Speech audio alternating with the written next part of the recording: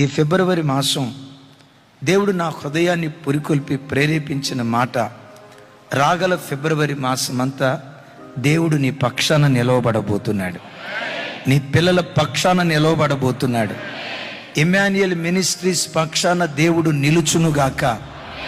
లైవ్లో వాక్యం వింటున్న బిడ్డలారా, ఎంతమంది ఏ ఏ దేశాల్లో ఉండి ఈ వాక్యం వింటున్నారో, నజరేయుడైన యేసు నామం పేరిట రాగల ఫిబ్రవరి మాసమంతా ఆ కాలంలో కోరేషు పక్షాన నిలిచిన దేవుడు ఈ కాలంలో ఫిబ్రవరి మాసమంతా నీ పక్షాన దేవుడు నిలుచునుగాక.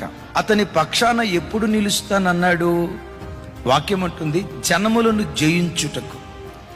అంటే అతని పక్షాన నిలిచిన తర్వాత అతని యొద్దకు జనాలు వచ్చారా? జనాలు వచ్చిన తర్వాత దేవుడు అతని పక్షాన ఉన్నాడా? మీకు తెలుసా, ఆ మధ్యకాలంలో పివి సింధు విన్నారా? ఒలింపిక్ గేమ్స్కి వెళ్ళేటప్పుడు భారతదేశంలో ఆ అథ్లెటిక్స్కి చెందిన కొద్దిమందే ఆమెను ఒలింపిక్ గేమ్స్కి పంపించారు. ఎవరు సెండ్ ఆఫ్ ఇవ్వలేదు. కనీసం ఎయిర్పోర్ట్ దాకా ఎవరు వెళ్ళలా. ఎవరు వెళ్ళి ఉంటారు? వాళ్ళ అమ్మ, వాళ్ళ నాన్న, అంతే. ఆ కోచెస్ వారు మాత్రమే వెళ్ళారు, సెండ్ ఆఫ్ ఇచ్చారు. అద్భుతం, అఖండమైన విజయం ఒలింపిక్ గేమ్స్లో సాధించింది. ఒలింపిక్ గేమ్స్లో సాధించింది మొదలుకొని గూగుల్లో దేని గురించి సెర్చ్ చేశారో తెలుసా? పివి సింధుది ఏ కులం? మన కులమేనా? ఆట ఆడటానికి వెళ్ళేటప్పుడు ఎవరైనా ఒక్కళ్ళన్నా చెప్పారా? ఆట ఆడటానికి వెళ్ళేటప్పుడు ఒంటరిగా వెళ్ళింది. గెలిచిన వాడి పక్షాన కోట్ల మంది ఉంటారు, పోరాడేవాడి పక్షాన ఎవ్వరు ఉండరు. దేవుడు నిలవబెడతాడు.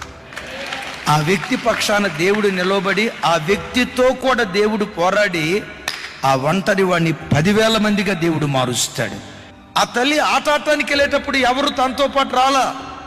ఎప్పుడైతే తను గెలిచిందో తిరిగి వచ్చేటప్పుడు విచిత్రం తెలుసా? హైదరాబాద్ మొత్తం ట్రాఫిక్ జామ్ అయిపోయింది.